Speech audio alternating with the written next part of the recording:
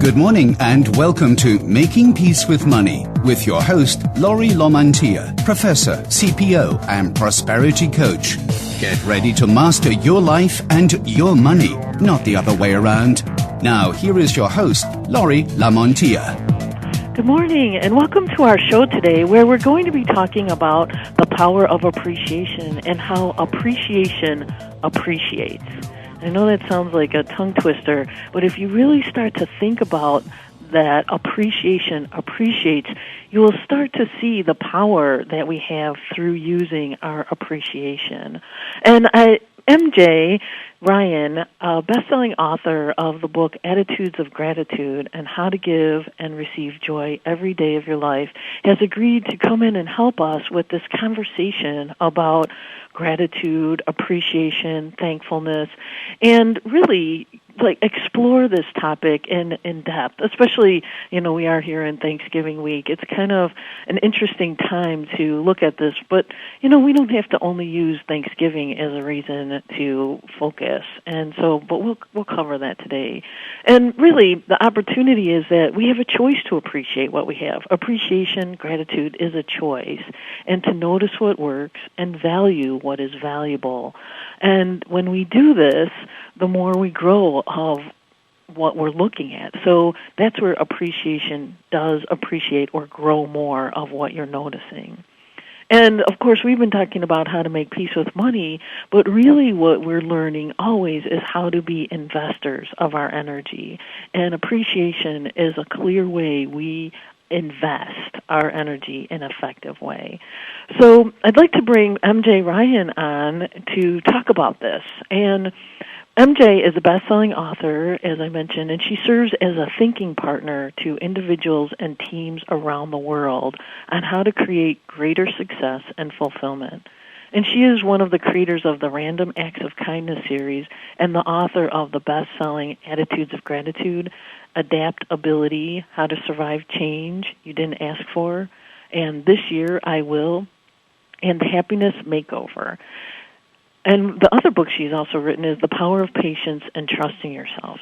So she's really been working and thinking and exploring this topic, especially as a coach, and also the columnist for Health magazine and a contributing editor to Good Housekeeping. So, MJ, thank you so much for being here. I really appreciate having an expert on appreciation explore this conversation with me. Oh, I'm happy to be with you, and I love this notion of investing of our energy. I think that is, in a certain way, that is what life is, isn't it? That's what it feels like. I just feel like we have so many choices that maybe we don't even acknowledge, and appreciation is a huge opportunity for us to invest wisely. Yes, absolutely. And I think that was the key for me to turn my...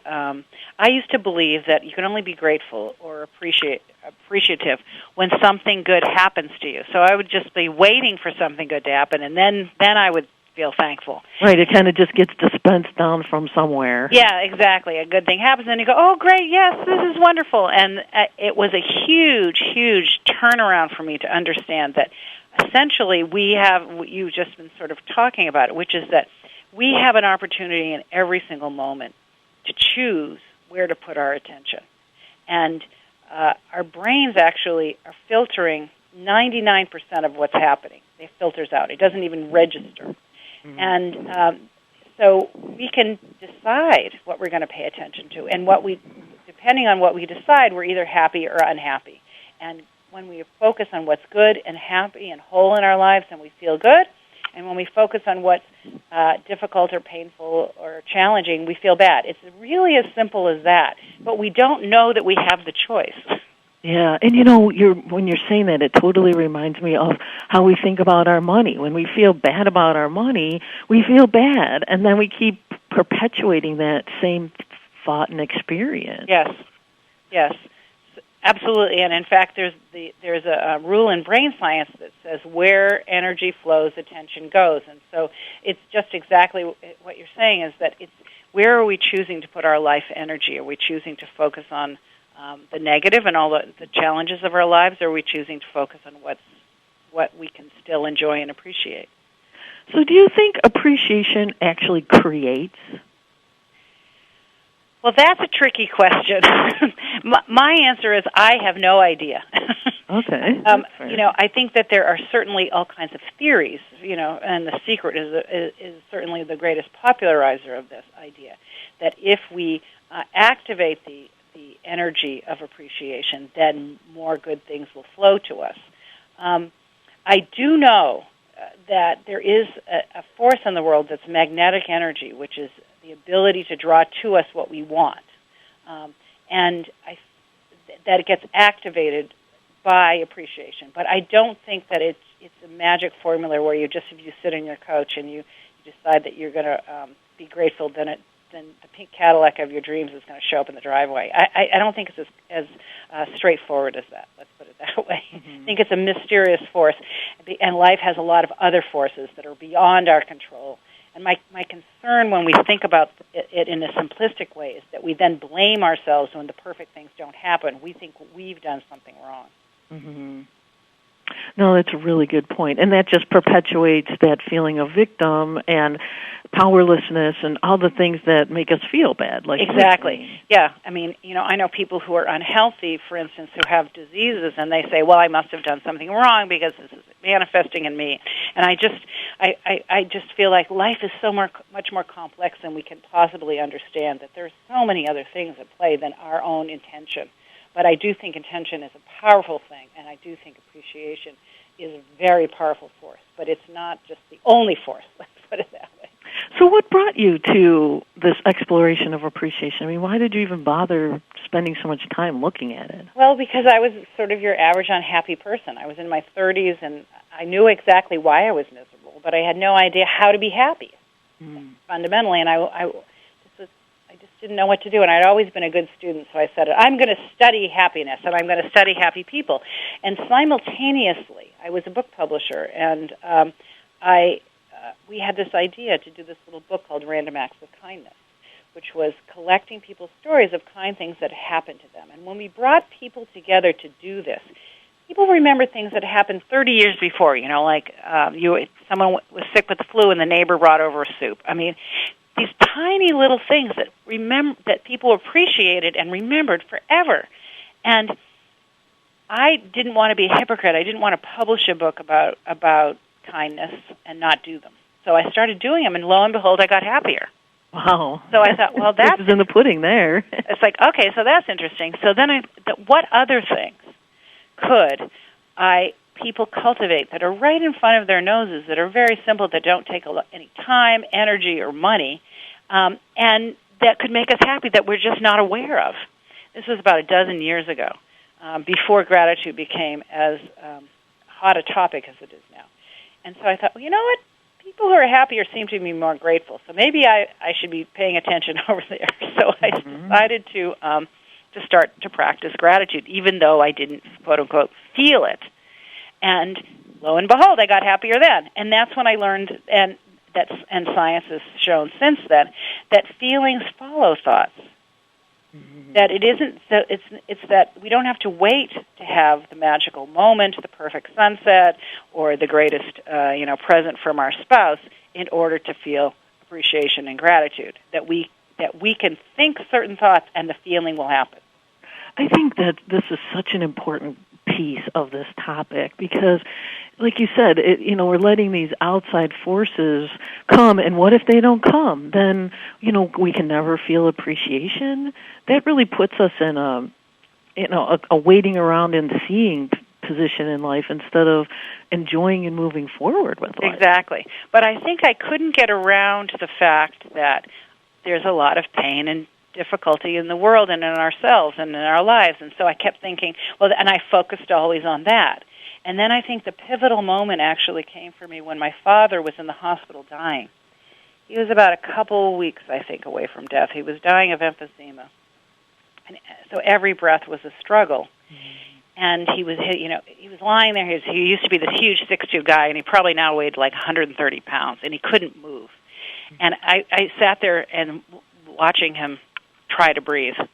And all of a sudden, I just blurted out, "Dad, is your life still worth living?" I mean, I don't know where the question came from. And my father, who has always been one of my greatest teachers, he looked at me, these giant big blue eyes, and he looked at me and he said, I like to watch the ball game on TV. I like to read the comics in the newspaper. Sometimes it's easier to take a breath than others. My life is good. Wow. And that's when I really, really got it, that in any moment, every single solitary moment, even the most difficult ones, we have a choice to focus on the hardship or what is still good and whole and happy to appreciate. Absolutely. Wow, what a beautiful story. And I've read that story in your book, and Yes. I'm always touched by it because it is, why do we have to be in those situations where, when the rubber meets the road? And most of the time I've felt that too with other people. They don't want to give it up. Have I gardened enough? Have I touched enough flowers? It's the so simple things that open your heart and say, I don't want to leave this. Exactly. I don't want to leave chocolate. I don't want to leave my bird.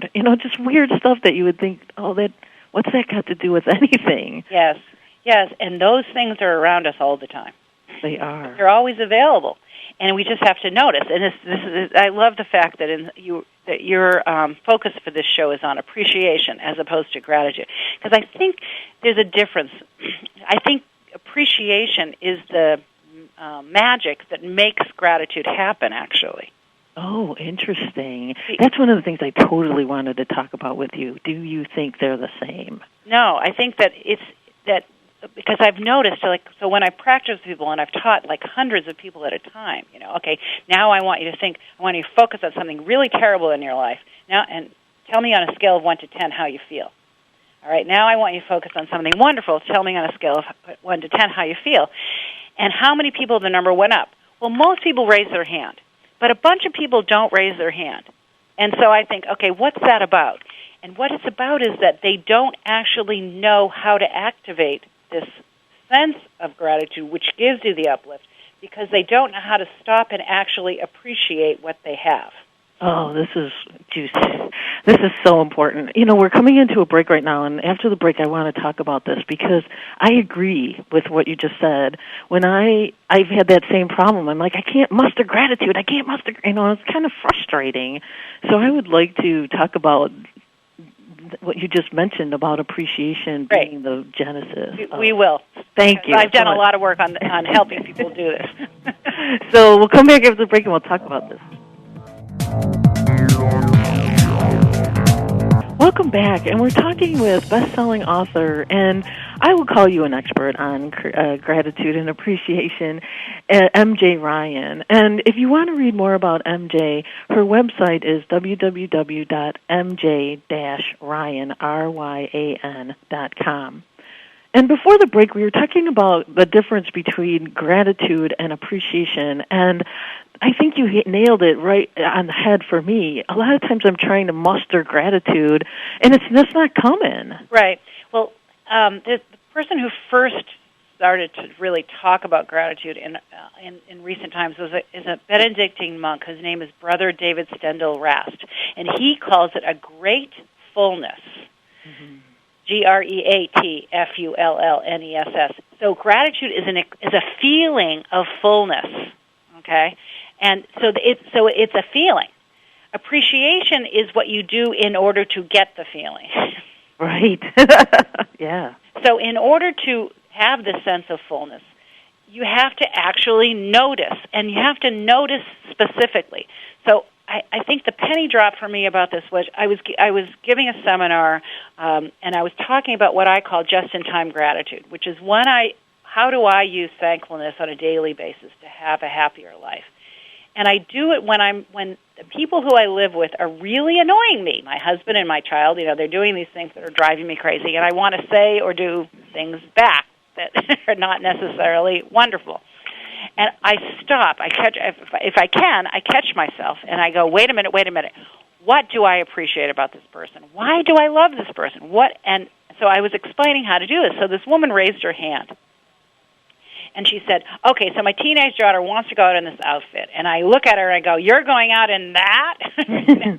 And, of course, that gets us into a terrible fight. So what you're trying to say is, I'm supposed to stop and think to myself, I'm thankful for my daughter, And I said, do you notice the difference between what you're saying about what you're noticing? Because she had described in detail this terrible outfit. And when she said, I'm thankful for my daughter, I love my daughter, I said, do you hear the difference in your voice? You're not stopping to actually notice specifically. This is the key part of the appreciation, the magic part. Notice specifically what it is that you are grateful for about her, what you are thankful for, what you appreciate. You have to be specific, and you have to allow it to touch you as deeply as the other thing is touching you. So, is it the dimples in her cheek? Is it how she always has something funny to say? Is it that, even in the midst of her teenage whatever, she'll ask when you come in the door, do you need me to help you? What is it? And the more specific you can be, then the more it actually will work. Because it feels real. Because yes. And so that requires that we actually notice. Right. So in this moment, right now, stop and just pick anything. You can pick the light, you can pick a color, you can pick a sound, you can pick... right now I'm sitting in this hotel room and I'm seeing the sun coming through the window. It's amazing. I can actually see. So many people can't, but I am privileged to see this light, kind of very diffuse because it's cloudy, but there's a little bit of sunlight on one teeny part of the rug. It's amazing. Mm-hmm. Notice that. See, then you've activated. If you go say, "Yeah, I'm happy. It's a sunny day," like right next. Next, exactly. I've written that off the list. That's why I don't actually suggest people do things like think of 10 things you're grateful for or 5 things, like a number, because then you're stretching and it becomes like a list. A chore again. It's a chore. I've crossed it out the list. I wrote the 10 things, and now I'm going to be more grateful. It's like, no, it takes stopping and noticing, being in the present moment and noticing. What is it? Well, and feeling it. I'm feeling, really exactly. feeling the difference between thinking it and letting it, marinate, seep all the way down into my body and feel it. And when you do that, then you feel the fullness. Right. Yeah. I find it fascinating that there's such a connection between noticing and the present moment and this gratitude. Well, and that's why I think, so for me, the biggest help that gratitude has ever done for me is I'm the greatest worrier in the world. I've always said if I even got a penny for every time I worried, I would be a multimillionaire.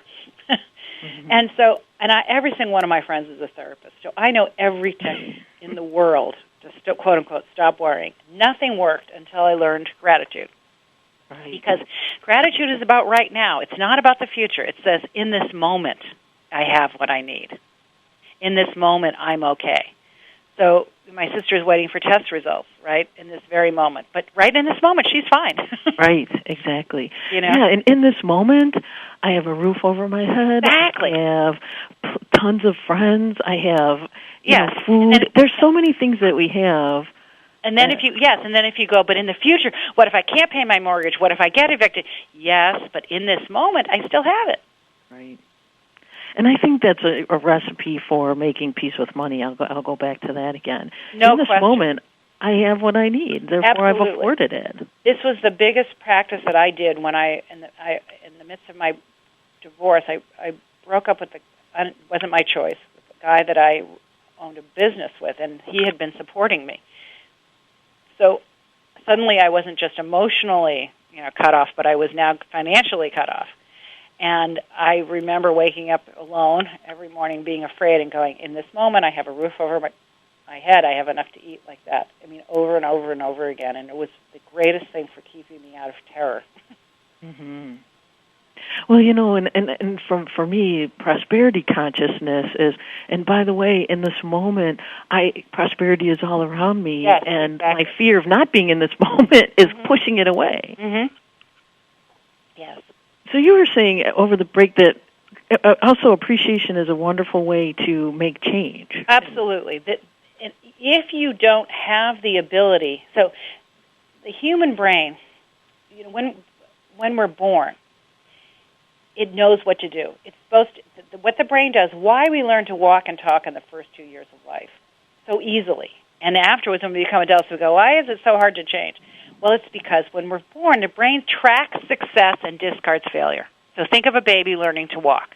What does a baby do? Crawls over to the coffee table, pulls herself up. Let's go for a minute. What happens?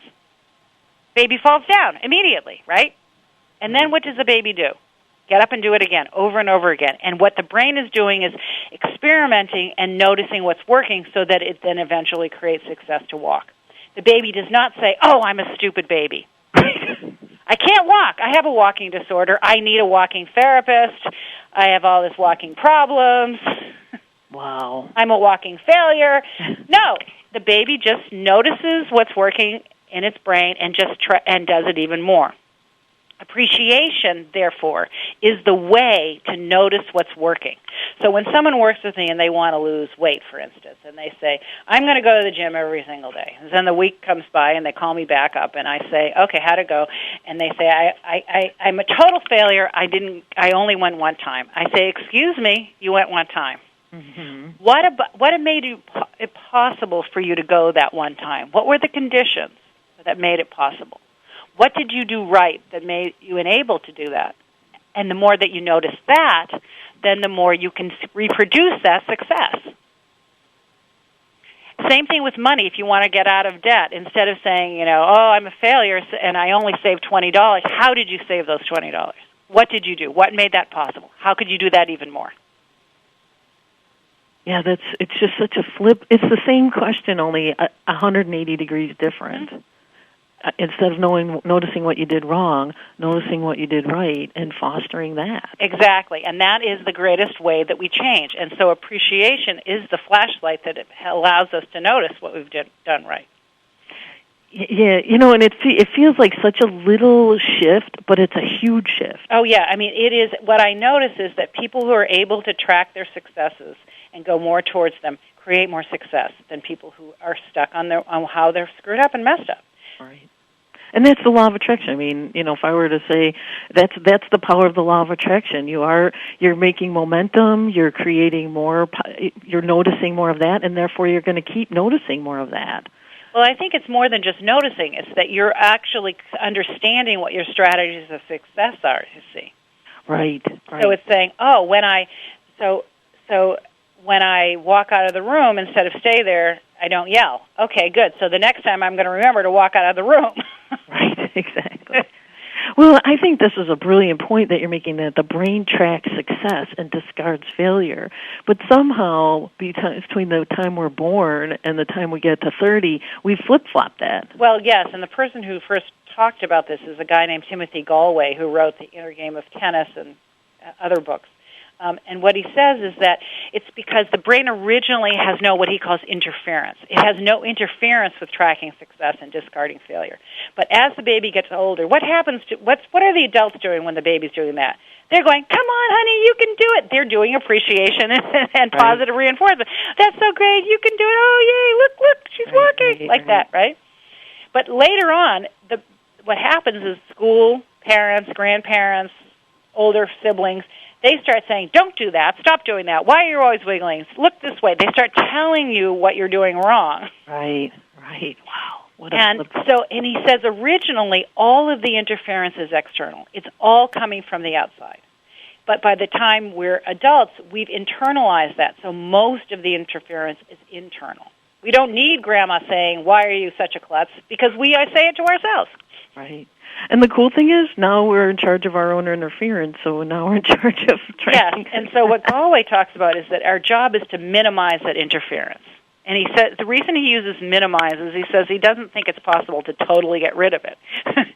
But it is possible to, with tracking success again, with appreciation, with gratitude, to keep going, to minimize it, to make it like turning down the static on the radio. Wow, this is brilliant. We're headed into a break, and after the break, I'd love to talk about this a little bit more, and I would like to talk about Thanksgiving, because it seems like a time we're supposed to be grateful, but what if I'm not? All right.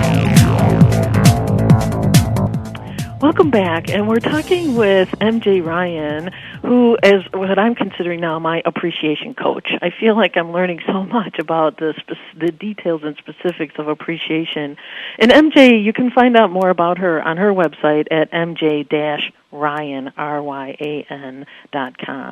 So MJ, I'm going to ask the question that I've been struggling with is, okay, it's Thanksgiving, but I feel overwhelmed, I'm tired, I'm actually having a hard time mustering that gratitudian feeling I'm supposed to be feeling.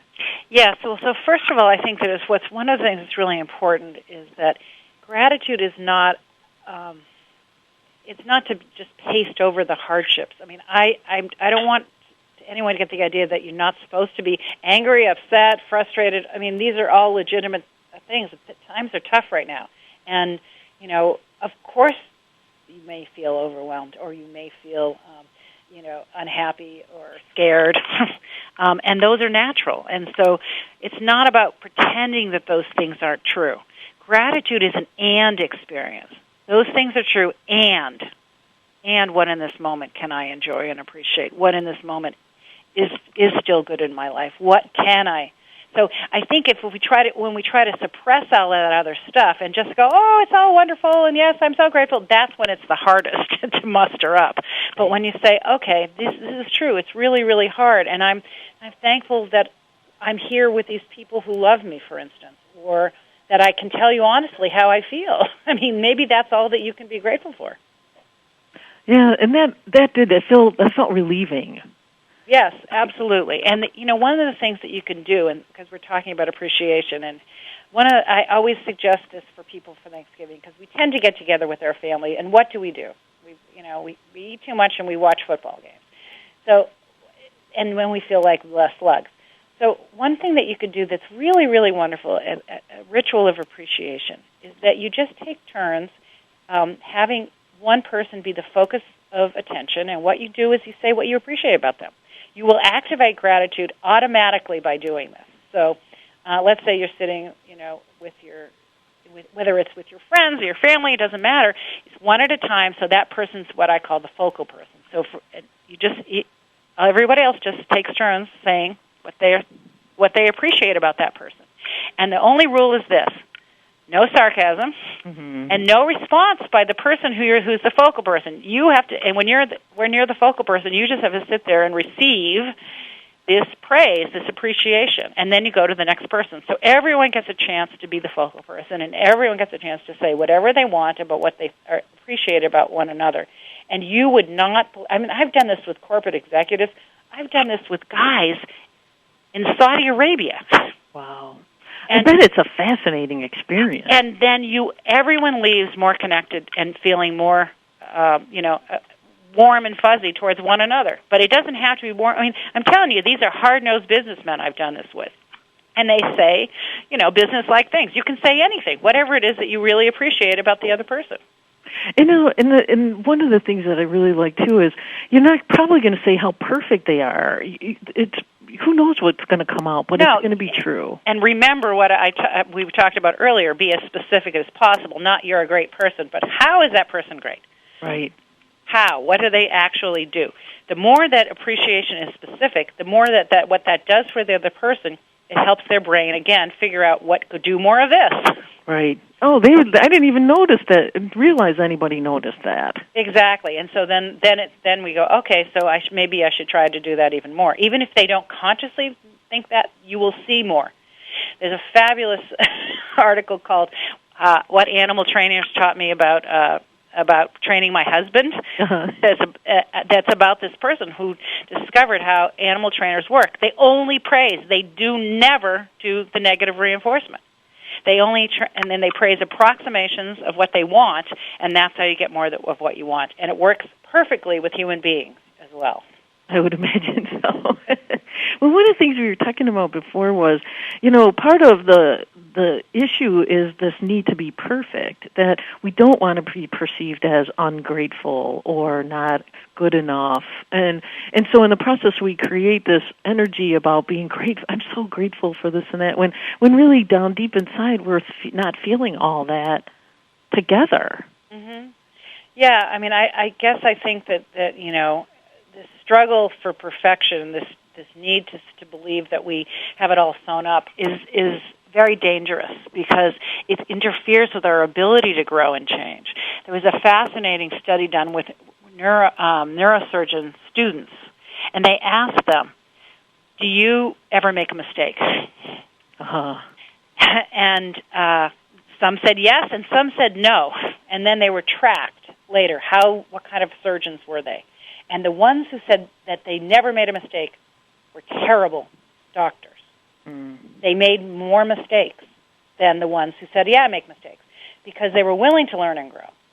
So, and so it's actually the desire to appear perfect is actually dangerous.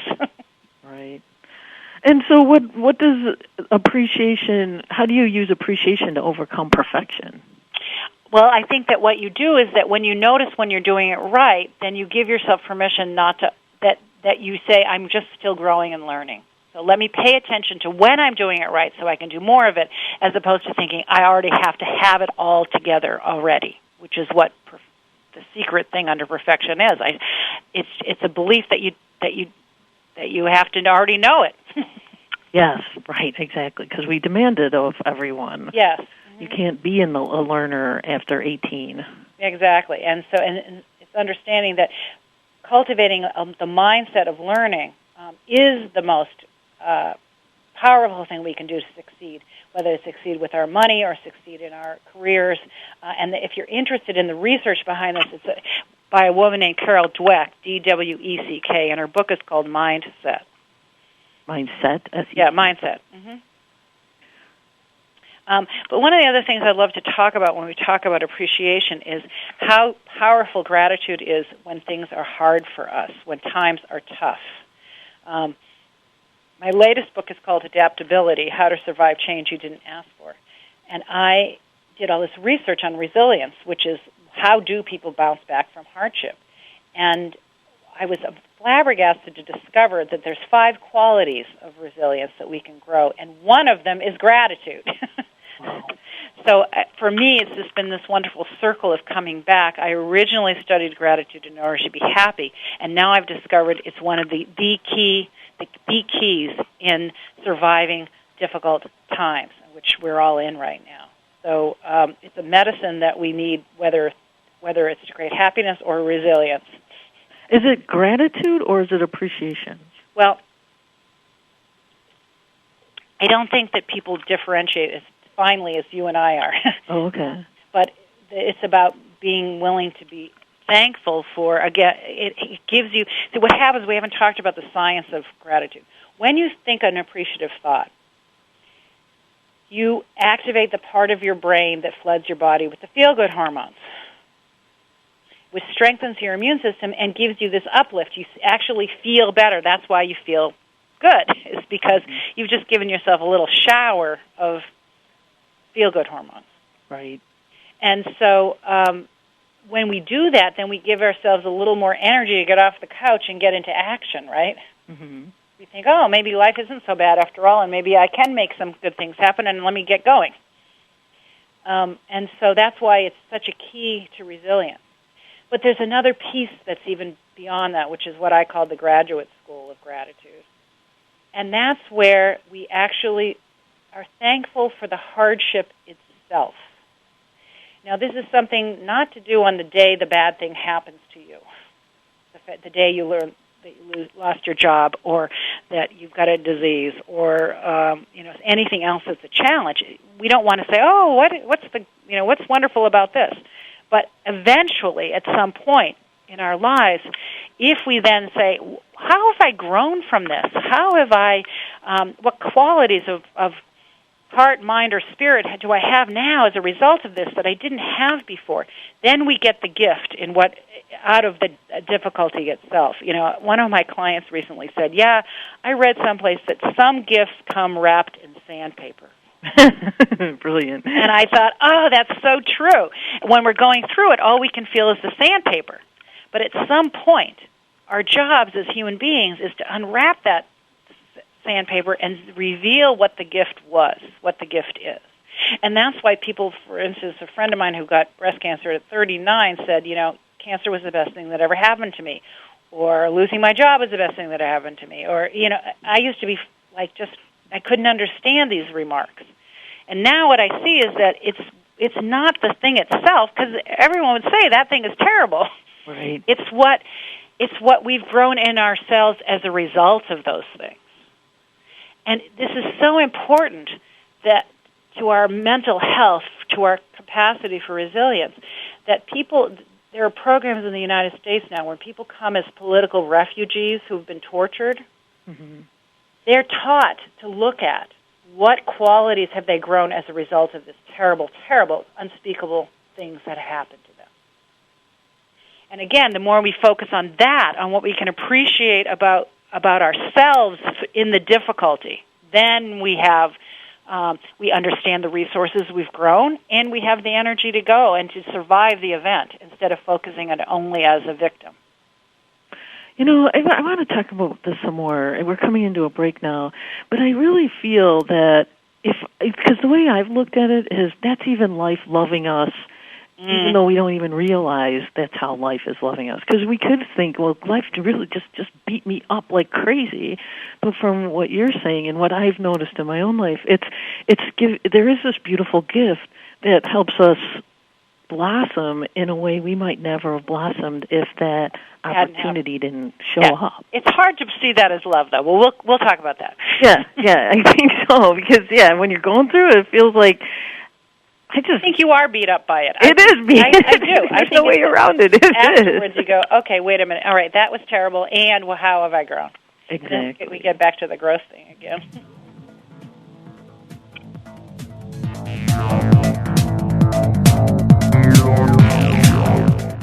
Hi, and welcome back. And I again want to thank MJ. I appreciate your time and being here, sharing with us the wisdom that you have grown and developed and learned and obviously have applied in your life around this art of appreciation. And before the break, we were talking about how to find the beauty even in the gratitude in difficult circumstances. Yes. Yeah, and I think it's so, where I really learned this was last Christmas I was asked to come in and talk to a group of women CEOs about appreciation. It was the holiday season, so they asked me to come. And they met monthly, they were a support group for each other. And I come waltzing in and I launch into this, gratitude, it's powerful medicine, la, la, la. And this woman right across from me gets up, bursts out into tears, and she runs out of the room. Mm-hmm. So then we're trying to sort of struggle on and And afterwards, now it would have been nice if they told me beforehand, but they tell me afterwards that just before I got there, she had announced that she was going to have to declare personal bankruptcy and her business was going bankrupt. This is not the day to think about gratitude. Right. It's like it's an insult to the suffering. That's a hard, horrible thing. At some point, however, down the road, we don't know when, if she asks the question, what, if anything, could be right about this? That's the question to ask to open that part of our mind, to recognize the gift, to open the gift in the sandpaper. The question is, if anything could be right about this, what could be right? But it's not to ask on the first day. No. Maybe not even on the first year. Maybe not even in the first year. Absolutely. Because I've noticed, and we were talking about this, I've noticed that when I look back, I see something that I would have never seen even known that you were going to get as the gift. Yes, exactly. It's surprising, and to me that it's later. That's when I have this appreciation for life. That oh my gosh, there was always something amazing waiting for me at the end of that ick. I just couldn't see it, and that's what makes me really appreciate how cool life is on some level. Yeah, I guess I don't know about life loving me in those circumstances. I'm thinking about I spent a weekend with these women recently who all of had lost children who had died, and one, her husband, and two of her children, and this was about 10 years later. And I could see how she had grown and developed, and I know she was this incredibly kind and compassionate person. She was the grief counselor for everybody in her town now, essentially. Anything bad happened, people would call her. And she had this light around her as a result of going through this. But it still was incredibly, of course, difficult and painful. It's not the say that was a wonderful thing. But the gift in it for her, there still was a gift, which was she was in this exalted place, really spiritually, that that only these unspeakable things even possibly give us. But I think I don't want to be too like, oh, it's always beautiful and life's always on your side, because I'm not so sure that's true. But we can appreciate how we're resilient around it. Absolutely. No question. Here she was. She was still here. Yeah. Well, one of the final things we wanted to talk about was, because I've been thinking that, especially now that we've talked, how appreciation is a muscle, because we got to choose to develop it and grow it. So I'm wondering what counsel or advice or ideas you have for building my appreciation muscle. Yeah, and so first you have to just set intention. I want to do it. And then you have to set in, see, I'm going to say specifically, what am I going to do? So you can have, if journal writing is your thing, go for it. You do not have to keep a journal. People always say to me, don't you write a gratitude journal? I said, I've never written a word down in my life on this, and I'm not going to. I do it at dinner time with my family. We go around the table, we say one thing we're thankful for. That's it. My daughter, when she was 2, named them dinner words, and so that's what we call it. We have our dinner words. Other people, they put a sticky on their steering wheel, what am I thankful for today, and they look at it and think of it while they're in traffic on the way home from work. Whatever it is you need, a reminder to begin with, because it's like anything that you're trying to do that you haven't done before, you're going to forget unless you have some external reminder. Put a note in your mirror saying, what am I thankful for right now? Just anything that's going to trigger you into thinking that way is the best way to do it. And feeling that way. And one of the best